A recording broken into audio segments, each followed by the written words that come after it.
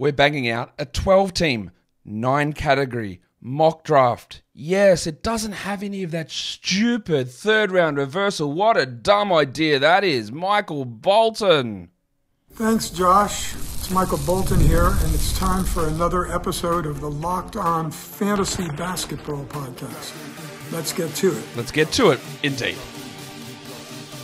You are Locked On Fantasy, your daily NBA fantasy podcast. Part of the Locked On Podcast Network, your team every day.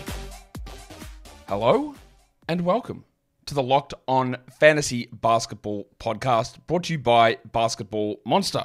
My name is Josh Lloyd, and I'm a long-time listener and first-time caller. I'm the lead fantasy analyst at basketballmonster.com also, and you can find me on Twitter as always at redrock_bball, on TikTok at redrock_bball, and on Instagram at Locked On Fantasy Basketball.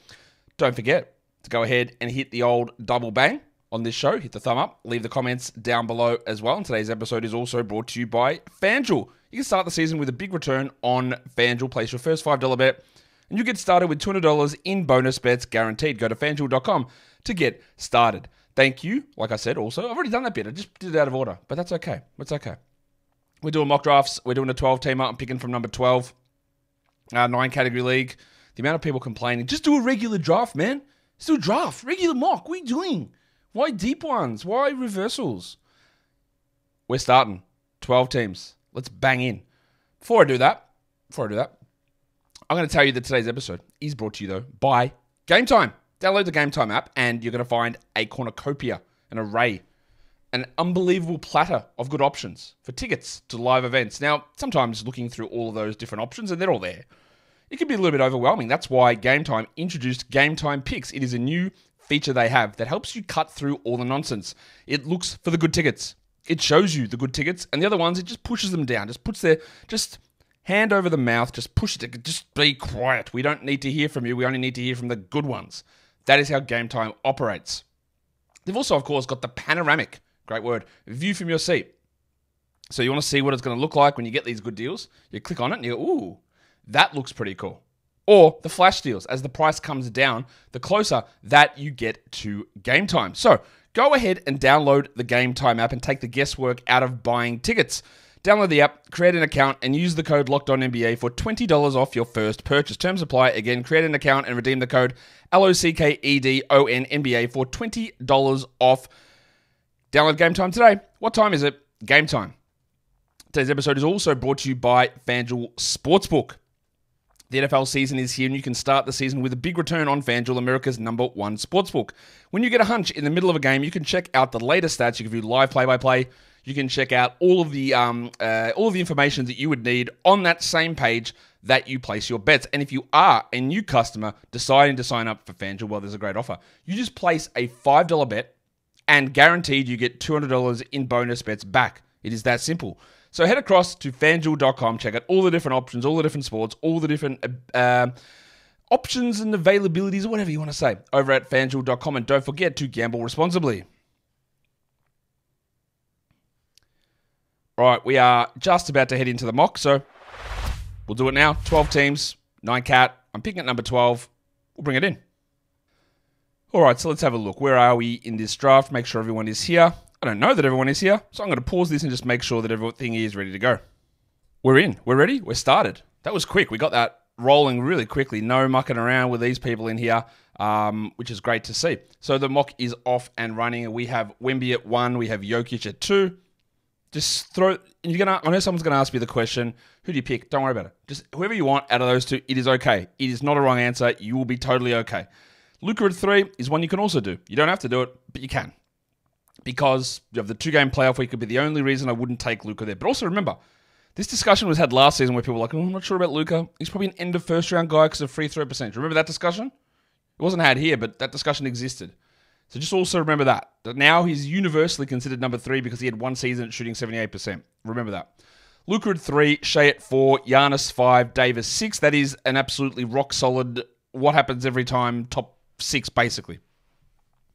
Halliburton drops in at 7, which also is really common, and then Tatum is at 8. I've seen Tatum go anywhere from 7 up to 12. I haven't really seen him fall, but that's where we're at. And now it does come to my pick. I'm not exactly sure what I'm going to do here because I want to do this run of drafts where I am picking a different person at each spot. So I'm not sure exactly what I'm going to do here. I'm going to have to sort of move things around a little bit when we get here. I think what I'll end up doing is taking Steph and LaMelo on the turn if I get that option. Well, there goes James Harden, picked at number 11. So I'll take Steph at... Oh, that came up. I'll take Steph at 12. And then I'm going to take LaMelo Ball next. Or do I take Sabonis or Towns? A lot of options here. I'll take Ball, right? Because I was debating, would I take the risk on Ball at 12? He's been awesome in the preseason.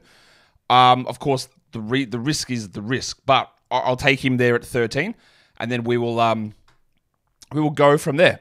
So that's the start. Harden at 11. So I know that early on in this process, this fantasy draft process, Harden was going 15, 18, 20, 30, 40 on ESPN, and that was one of my big early calls. Is like, I think Harden's going to have a huge year. I took him at 11 at the start of September at a draft, and of course, the pitchforks always come out when you make those sort of calls, and the same thing's going to happen with Towns, who I said I think you could look at in the middle of the second round and even the end of the first, start of the second, and I'm fairly confident that you will start to see Karl Anthony Towns start to go in this area, and I will be fairly confident that Towns has a really good shot of finishing in that area. Doesn't mean that it's going to happen, but a lot of people get really anchored into what has happened in the past season. Really, really anchored. Like, well, this is what happened last year. What do you think is going to happen? But so much changes year on year. It's about trying to... You don't always get it right, obviously. You get plenty of stuff wrong. But try to read the differences. And I'm fairly happy with the Harden and Towns stuff at the moment. Ball at 13, Sabonis 14, Don Mitchell 15. Again, with Don Mitchell. He was top 12-ish last season on the back of high steals and big minutes. And I'll tell you now, one of those things is going away. That's the minutes. Let's see what happens with the steals. So I'm a little more skeptical there. Scotty Barnes goes next. People get so upset when I said about, man, you're just joking about Barnes. He's away from the team because he had a kid. I know that's why he's away from the team, because he had a kid. And then he's like, ex-missus posted a controversial TikTok about it. That's my jokes. That was the joke. Yeah. Barnes, Towns, Holmgren, Ant Edwards. Edwards is also an interesting one. People think that I'm whack for not considering Ant a first-round guy. Things do change. Ant can get better. He's got a bit of a way to go to get to first round. Here is totally okay. I'm fine with Ant in the second. I'm fine with him at 14 even. Just don't think I'd go into 9 or 8. So after Towns was Holmgren, Ant, LeBron, and Şengün. By the way, Şengün cooking in the preseason. Some unbelievable numbers from him so far. He looks great, and that is awesome to see. After Şengün, who goes at 21 actually, Booker goes at 22. And now we are heading towards the end of round 1, or the end of round 2, sorry, which is the teams that picked at the start of round 1. So Paul George at 23, and very interesting to me that I thought that I have George higher than Maxey. I thought most people would take George ahead of Maxey, or sorry, take Maxey ahead of George, but apparently not. And then Kevin Durant dropping to 24. Guys know that I'm a little sour on Kevin Durant this season. That you don't have to be. You can actually just feel different about it. I'm seeing Durant push further and further back, and I do think that it's because I've just brought up my concerns with Durant. And that's, again, you can listen to my concerns, and you can think they're valid, and I appreciate that. But he could also just still be really good. And I still think he's going to be really good, but the difference between really good 12th and really good 25th, it's not that big. After Morant at 25 goes Fred VanVleet. I like that pick. I like Jalen Brunson, the next pick as well, at number 26. I am actually stunned. Is this chat? Is this real? Is Domantas Sabonis still there? Have I lost it? No, he went. What am I talking about? I just completely missed that. No, Brunson goes at 27, Fox 28, Irving 29. Irving at 29 is very, very interesting because obviously in a 9-cat setting, he's better than this. The 2-game playoff week is a concern. The Kyrie Irving injury history is a concern. But when I've talked at length about the third round feeling like the end of the first round, the fact that we had an insane 6-point guard in a row run. Remember the categorical scarcity video from yesterday talking about where assists go? 7-point guards in a row. Morant, VanVleet, Brunson, Fox, Irving, Lillard, Maxey. Your assists are flying. That is an incredible run. But every one of those guys, if any one of those players, Morant, Van Vliet, Brunson, Fox, Irving, Lillard, Maxey, if any one of those players finish 15th or better, I think most of you would go, I get it. That's okay. That's actually not a big breakout. It totally makes sense. And that's what I'm talking about that area of a draft, where we're in this situation where, look, really anything can happen, and it takes a bee's dick change for you to move up 20 spots. The Bronco Jalen Williams goes at 33 after Jaren Jackson. That seems a little early for Jaren Jackson. I am going to be targeting Jalen Johnson, I think, with my pick. Larry Markkinen goes next at 34, although I am finding that Cade Cunningham here is sliding. So is DeJounte Murray. Well, there goes Cade at 35. By the way, the Pelicans, apparently, according to old mate ESPN insider Shams Charania, are starting Herb Jones at center. We'll see how long that lasts. They're obviously getting their best 5 players out there, not including Trey Murphy, who's injured. I'm going to take, not Herb Jones, but I'm going to take the teammate of him, DeJounte Murray. And then on the way back around, I'm going to take, at pick 37, Jalen Johnson. I love what Jalen has done so far in preseason. There is zero risk of Jalen Johnson losing his role, by the way. That's not happening. Other options I had there, I could have taken DeJounte's other teammate in Zion Williamson.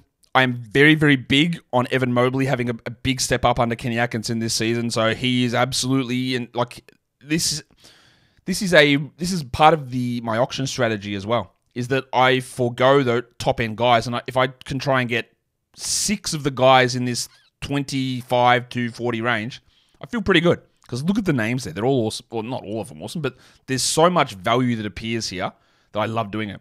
Versus the what do I do at 12? Like, I didn't love taking Curry at 12 at all. I didn't like it. I probably could have just done something different and gone Ball Sabonis, or taken Barnes, or taken Towns, or anything. I feel that's a little early for Kawhi. I know it's round 4, but what pick is it? 40? It's probably 10 too early for me. Evan Mobley next at 41 is really good. I really like that. I think that's really strong. And now Daylight Badger. Now you can see like the colors, if you're interested in what the colors are on Fantrax. The blues and greens are centers. Greens and purples are forwards and centers. Sorry, I don't exactly know how they differentiate between the two, but greens and purples are forwards and centers, and then you've got the oranges are point guards, and you've got your blues as small forwards. Derek White and Desmond Bane go on the next 2 picks. It was actually Bane then White, and not really a lot to say about those guys. So, if we just go back and look at where my team is at the moment. So, my field goal percentage is in the toilet. It's under 46% projected with those players. By the way, Cotolino getting Zion Williamson there, I really love that. So, my field goal percentage is in trouble. My blocks at 0.4 a game are also pretty bad. So, do I just say I forego those? And that means I 100% desperately at pick whatever my next one is, 60 and 61, I need centers for rebounding. That means Vooch is on the menu. Because Vooch is fine there to get me rebounds. I don't want to be in a spot where my rebounds, blocks, and field goals are all in trouble. After Jaylen Brown goes Jimmy Butler. Yeah, I think that is reasonable for Jimmy. And then quickly goes next at number 47. I believe Quickly is out for a preseason game or 2 here, but he should be okay. Fingers crossed. The headmaster, Jamal Murray. Also, look, we talk about those point guards, all right? So there was those 7 in a row, and then it was Cade and DeJounte Murray that I took at the end of round 3, and that's all good. And then there was no point guards really, apart from Derek White in this next round. And then the next 2 are Quickly and Murray, where there are a lot more question marks. So always be understanding of what you're taking and when you're taking them and how confident you are in them. At 49 is Paolo Banchero. What is this? Full boom or bust. No, people are talking, whatever. Anyway, whatever. Paolo Banchero at that spot, I usually see him go much higher than that. So it's a little surprising, honestly, to see Paolo at 49. I've seen him fall.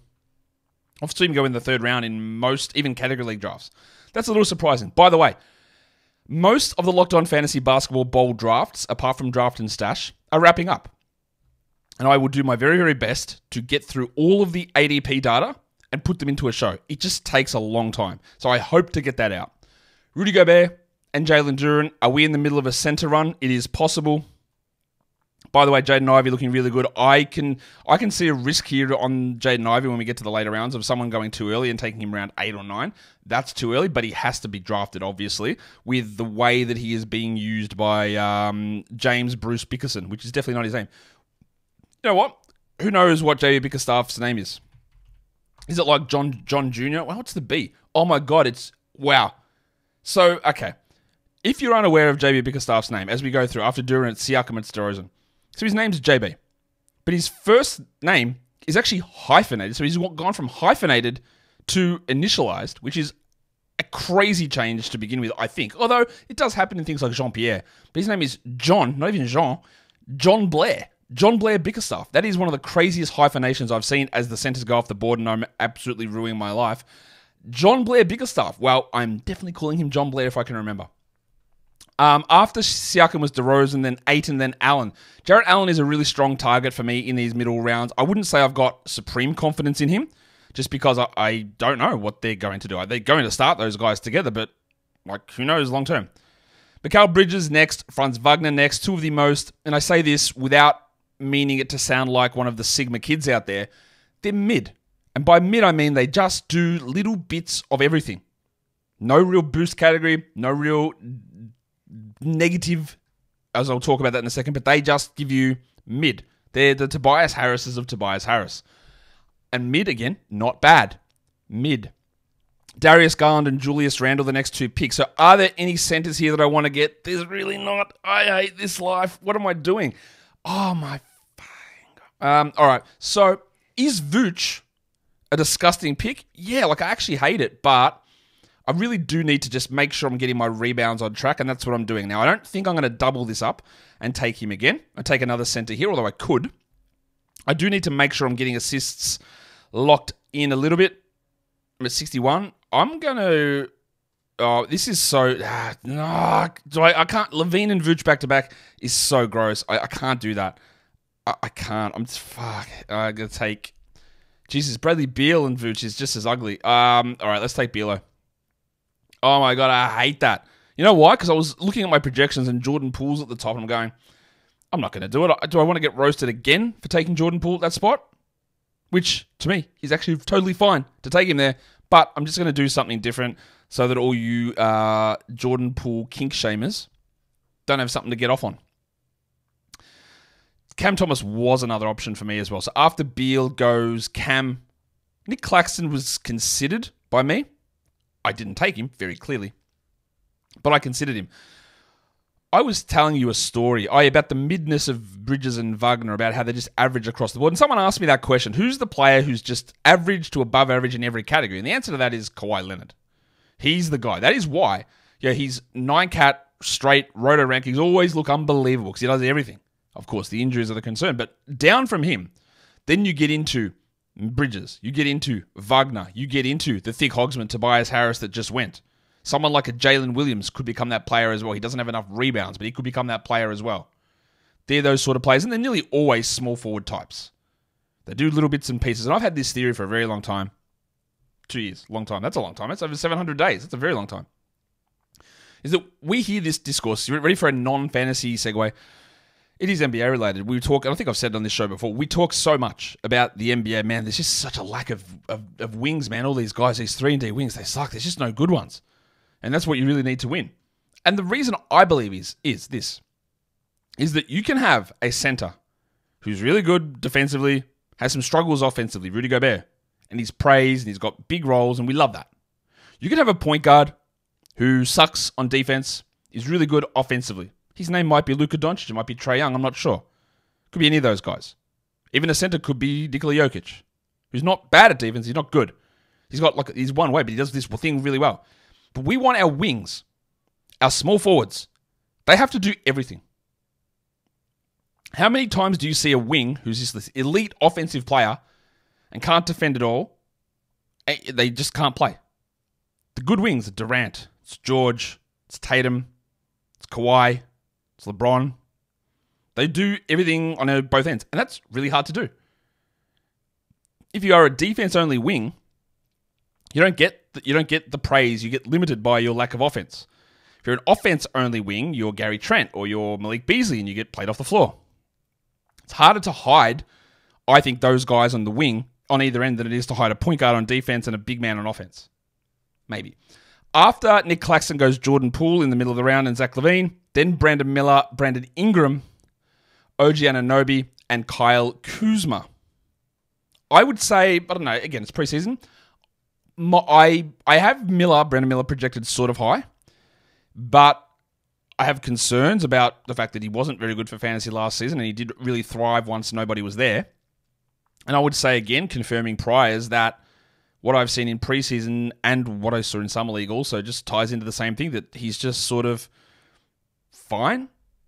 I don't know. I will gladly continually say this until it becomes untrue. I did not think that he was as good as what people thought he was last season, and I did not come into the season with as high of opinion on Miller. He was fine. He was good. But I don't know. I don't think that it's a absolute lock that he's going to be this superstar. Like, there are people talking some of the craziest stuff ever. Man, they just need to turn the team over. It's Miller's team now, not Ball's. Okay. All right.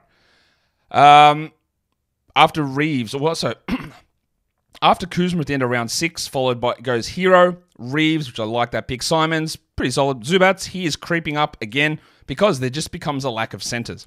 I have got Mark Williams in my queue. I hope that he gets to me. I don't think he will. Who's this? Cotalina. I hate that pick of Jabari Smith. 77 for Jabari Smith when other guys are on the board. He has been invisible in preseason. The Rockets team is good. I'm not sure when he touches the ball. I am pushing him closer to 100. To take Jabari Smith over Giddey or Russell, I don't understand that. I am very out on Jabari Smith at the moment.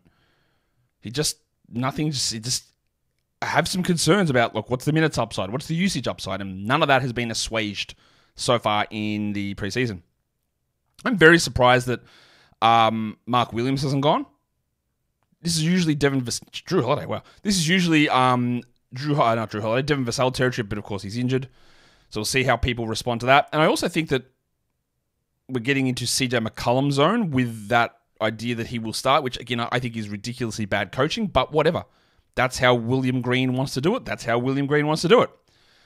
Paddy F. really taking his time here to screw me over, I am sure. Will I get Mark Williams?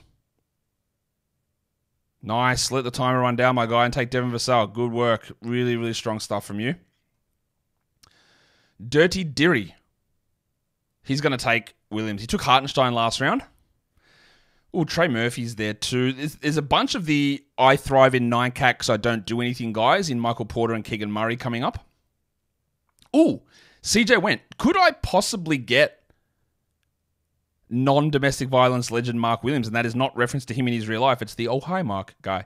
I did not hit her. I did not. Mark Williams, I will take. I haven't really got the big fella in any drafts, and I do now. So, I guess let's get it on, Gilly.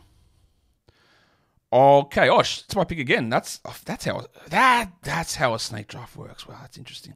So what do I need to do? Is there any assists available on the board, chat? Who do I want to take at pick 86? Seconds running down. I'm just going to take Kobe White there. Just to get a bit of scoring punch, which I do need.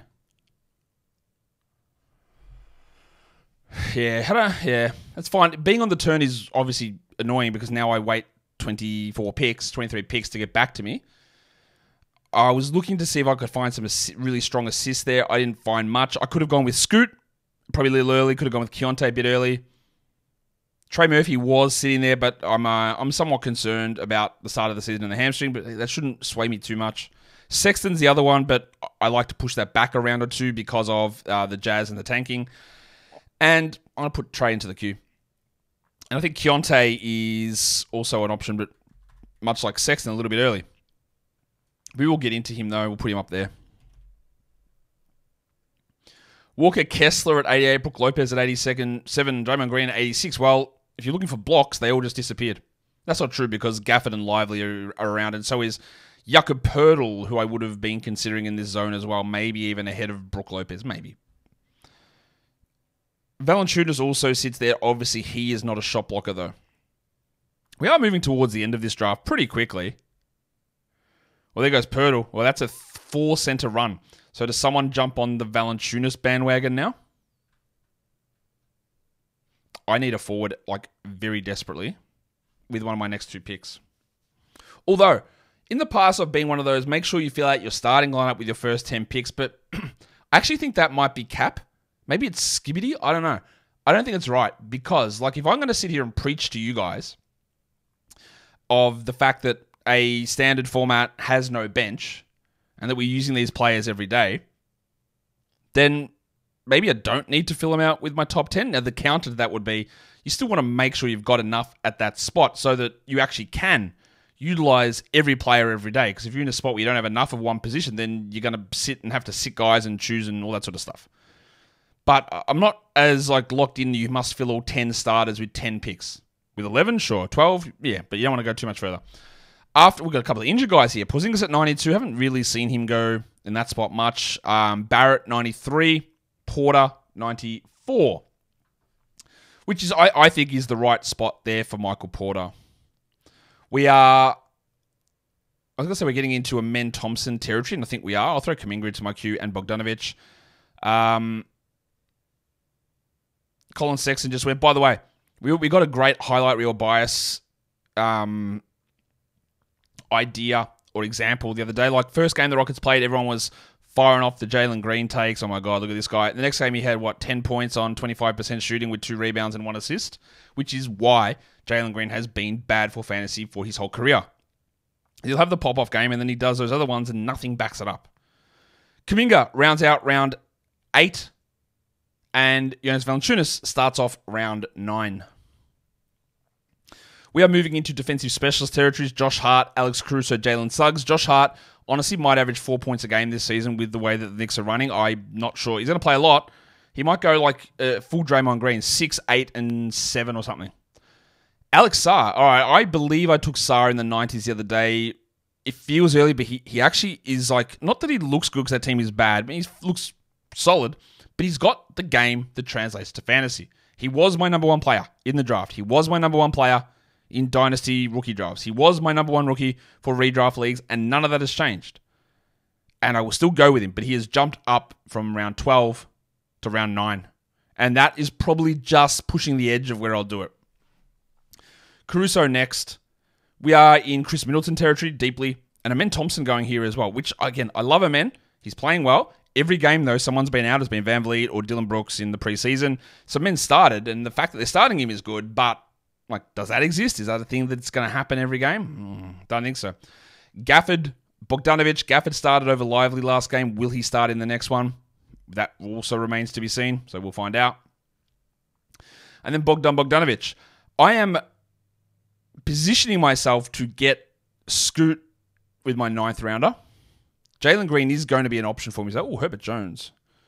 The other guy that I really, and I saw this question posed, someone posed it on Reddit the other day about Rozier, man. Why is Rozier going 100? He's a top 70 guy every year. Well, cool, but context is really important. And I've said this in a couple of shows already. It's very important. He was 120th, I think, with Miami. It's important. Doesn't matter, though, because he just went. After Herb Jones, it was Jalen Green. Then it was Terry Rozier. So we are going to be at pick 108 for me, and that is probably where I will nab Scoot. I will also consider Chris Middleton there. Klay Thompson, it's fine. I don't love it. I'm going to take Scoot and mid, I think. The other guys for me could be Hendricks, Lively. The Warriors just really... there goes Keontae, so I'm not taking him. Let's scoot up and take him. Let's take Mr. Middleton at pick 10. So I love getting Chris Middleton there at 109. Very easy top 70 upside. Probably doesn't hit it, but very easy to see how it arrives. And Scoot, the same. So I'm very happy to get both of those players there. I do need to make sure I'm getting at least another forward here for my bench. So now, the waiting game. I'm going to put Derek Lively in the queue. I'll chuck a Kongwu in there. I'll chuck Suggs in there. They're not going to make it to me, I'm sure. Pajemski. Well, there goes Suggs. Some of the deeper guys I want to make sure I'm just keeping an eye on. Ronald Holland. Taylor Hendricks. Khalil Ware looked ridiculously good. I really like Khalil. I would have taken him in the real draft inside the top 12, I think is where I had him. I really think he's very interesting as a player. Naz Reid goes next. I just hope the Heat use him and they commit to actually playing him. I think it might be a bit rough early on. The other one who hasn't gone, actually I'm a little surprised that no one's gone with Jaden Ivey yet, so I'll just throw him into the queue as well. So after Reid goes Lively, and we are very much in no centers left territory. Well, that's not true. I guess you got Hendricks, you got Horford, you got a Kongwu and Capella. Those two guys are both there, and that they're going to be important. And one guy I'm finding myself drawn to a lot in the late rounds is Jeremy Sohan, who continues to look pretty solid, I think, for San Antonio. A Kongwu goes at 113. Hard to go wrong in that spot, honestly. I don't really see how you could make an incorrect decision with that. And we're getting into this yuck period of the draft. Dante DiVincenzo, 114. Chris Paul, I like it. Tyus Jones should be going here as well, I would say. I don't have any high hopes for Jones. I don't think he's a 30-minute-a-night player necessarily. But he could get 6 assists, 7 assists, 10 points, 1.4 threes. Which is fine. It's not blowing me away. Zach Edey in round 10. I started to come around a bit on Edey, saying, okay, maybe he'll just finish at a high level and he'll block some shots. I don't know, though. I honestly wouldn't say that I've been like watching the preseason or seeing the numbers and going, yeah, like Edey's it. I don't know. But also, not like to have many other options. After Edey goes Pajemski and Jones, Tyus. I think people are sleeping a little bit on Marcus Smart here. And that happens in nearly every draft. So I don't think I've actually... And I'm probably one of them. I haven't drafted him yet. But we will consider it. And then Trace Jackson Davis goes at 10. The fact that they started Kevon Looney last game, not to say that I think Looney's going to start, but the fact that they entertained that idea, when you've already got a squeeze of who is going to start between Pajemski, Hield, Melton, Curry, Green, Kuminga, Wiggins, Jackson Davis. There's already 7, 8 guys that can start. Then you go, let's exhume Kevon Looney. And I go, okay, what are we doing with that? That is annoying. That limits Jackson Davis' upside, even though I think it's really clear that TJD is better. After Jackson Davis goes Monk to finish round 10 and then Taylor Hendricks at round 11. That's going to be a really popular spot for Hendricks. What I'll also reckon in this one is that we would normally have seen Noah Clowney go by now. His first preseason game was not very good, so he is going to fall, but that does not dissuade me. I will still pick him. The other guy that maybe we could consider in the Nets is old mate Zaire Williams, who looked really active. And that team is just going to be so hard to figure out. They're going to be chopping and changing all season long, but he's an option at least. He was impressive enough. Like if you're taking, would I take Zaire Williams or take a flyer on a Kentavious Caldwell-Pope? Speaking of the Magic, Jet Howard, ahead of Tristan da Silva, started in place of KCP, looked good in Summer League, looked good, deep league guy, consider Jet Howard, watch this space. And also, Dyson Daniels, absolute lock for this zone. I think he probably could have gone a little higher. So that was a good pick there. Conley and Daniels. We are seeing some of the older guys fall, like a Collins, a Smart, a Capella, Horford, Cam Johnson even, Paul Washington. So let's go back to my team. Is there any huge sleeper flyer types? Not really. So with my 11 and 12, one of them will be that. One of them will be a guy that I think might be able to step up. It won't be Ron Holland. I know that much. It'll probably be Ivy. It might not be... I don't think I'll do Clowney there. Maybe I will. Sohan's the other one that I'll be considering in that position. And then we'll just see who else is available. Cam Johnson is a good shout there, I think. Where's my man who's telling me that I'm glazing Andrew Wiggins? Maybe I'll consider drafting Andrew Wiggins in this position.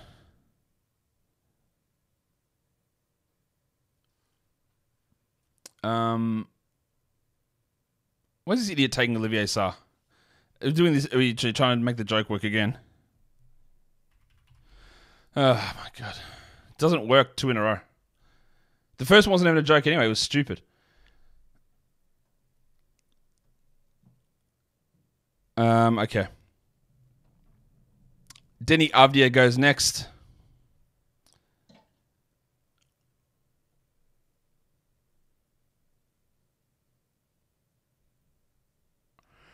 Trying to figure out what to do with. I think I'm pretty. Yeah, look, Ivy. I worry. I worry that this guy's going to take Jaden here, and I just want to make sure that he's on the radar, playing really well. And I think you know that, but not everyone does. So I just want to make sure that we're aware of this. So I'm going to take. Oh, Al Horford goes. So I'll take Jaden here. I'll have a crack there, and what'll I do here? I think I'll just take a little upsidey pick on Sohan as well. Now, Marcus Smart would have probably been a better option for me. Is it hard to remember first names? What? No? What?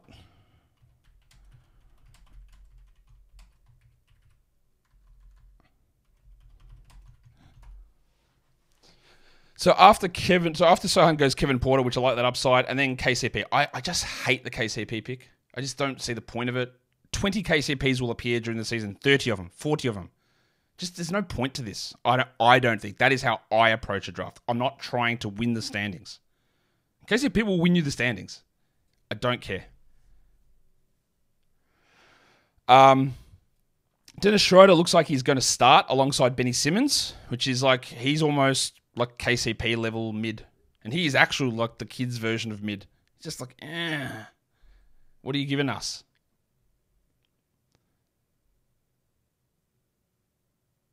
So why does he slow down so much? Aaron Gordon. He's also a pretty mid player, but at least he's got some strengths. Field goals, rebounds. We know what we're getting. They also somehow for some reason, keep his minutes relatively low.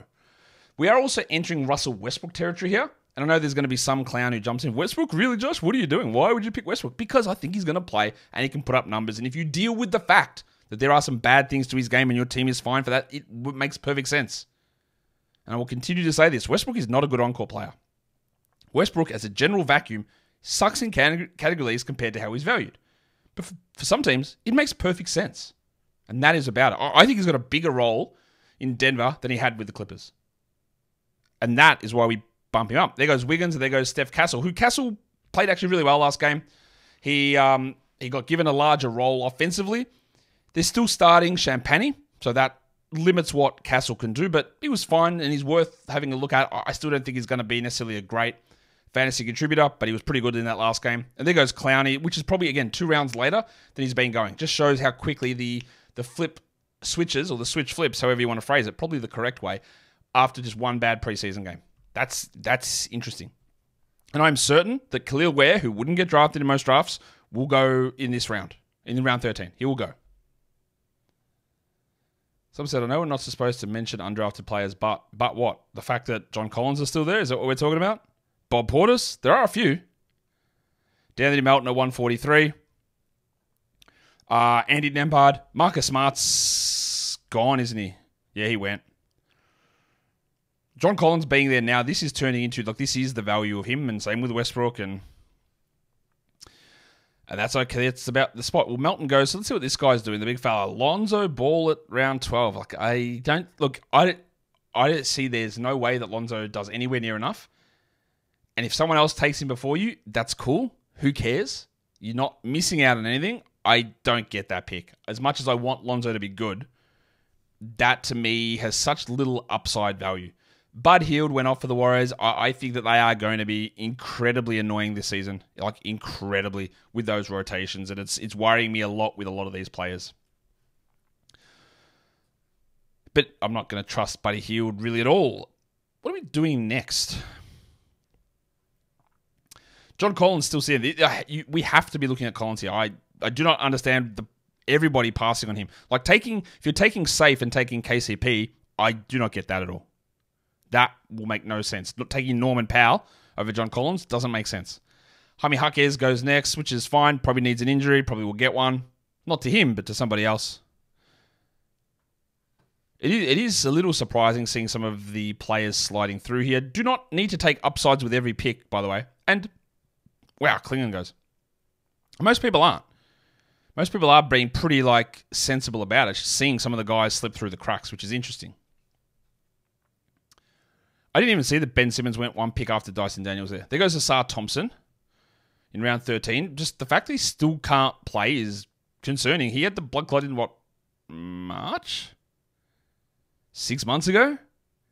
Oh yeah, Ricochet. Well, I should have had him, Mikey. Yeah, he has to be drafted by somebody. Has to be.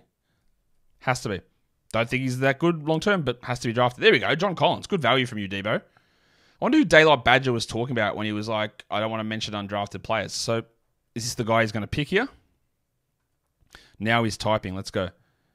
Seems like crazy. He was talking John Collins. Yeah, I don't know if it's crazy, because again, he might play 24 bench minutes a night, and then that's actually like totally okay where he is. I've taken Ivy and Sohan. Do we count those as flyer enough? Do I need to chuck a Khalil Ware in there? Maybe not. Do I throw an Io DeSumo in there? What's my team looking like, actually? I probably want to grab... my field goals are pretty whack. My rebounds are okay. My scoring is not really super strong. John Isaac goes, oh, it's my pick. I better do something about that. Who is a scorer that's around here? Not many, is there? No one. Shadon Sharp. No, we're not doing that. Clarkson, no. 19 seconds. Oh, Khalil Ware went, did he? He did. Okay. So, let's just snag Andy Nembhard there. Don't love it. Not sure about the upside, but whatever. And for my final trick...